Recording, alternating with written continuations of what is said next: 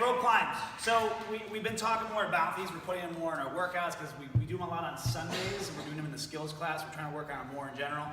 So I think there's the J. What do we call it? The J maneuver? I don't know. You pick the rope up under your foot, put it on top, and I'll show you what that looks like. So right now, which is my inside leg compared to the rope? Your right. My right foot is my right leg is my inside leg. To simplify as much as possible, whatever side the rope is on, all I'm going to do is grab the rope with my opposite foot or my outside leg and just bring it to the top and step. Okay, and the reason it's a J is it looks like a J, kind of, right? You guys see that? So then again, same thing, and you guys can tell me the answer to this. If the rope is on my left side, which foot is going to grab the rope and where am I stepping? My right foot, grabs underneath the left, or the inside leg, comes to the top and steps. Does everybody see that? Cool? And remember, when we do this, you're actively trying to step on your foot, so you're locked in and I'm swinging, right? Now what I do, I couldn't figure it out. I was like, I don't do that, I don't wrap up and do all that stepping and fancy stuff. So then I realized what I do is I do the exact same movement, but I cut it in half. I do half of the movement instead, and it works just as effectively for me anyway. So rather than lifting up and around, I just step. Right, and I think saves a lot of time. We're fumbling with the rope less, so we start this action, but instead we just like, well, why do I have to bring this foot to the top? I already have a sandwich, just step on the rope, right? So when I jump up in the air, right? Step. That's it. Lift. Step.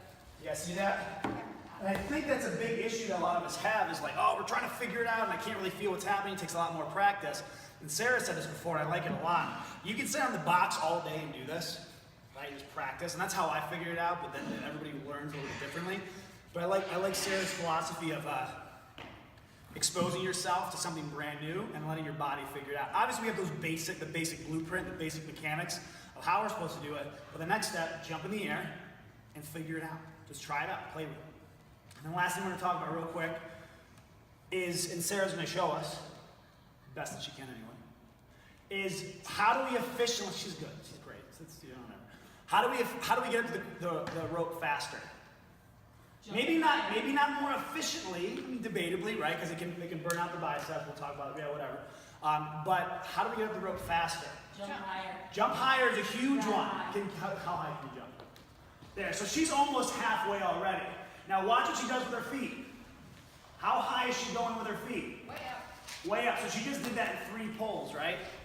Now if we can get even higher with that, Travis, how do you do with these? You go with these? Not really. Okay, perfect. He's honest, guys. So if we can get even higher with this, guys, right? If I can, and again, and Sarah made a good point as far as depending on where your upper body strength lies, this can still fry you through the arms, the shoulders, the lats. Well, the thing about it is that you have to really stand up out of it. So you use your legs to stand up out. I think we'll rely a lot, once we're in this position, we forget we can stand up out of it. Okay, so I didn't really use my arms that much, other than to kind of stabilize myself to extend through my leg. Now, what movement are we performing there? What movement is that? What is it? It's a knees to elbow, right? So when I jump up, let me see. Boom, there's 1, 2, right? And then remember, as we come down, guys, 2. do your side by side. Done. Everybody try it now.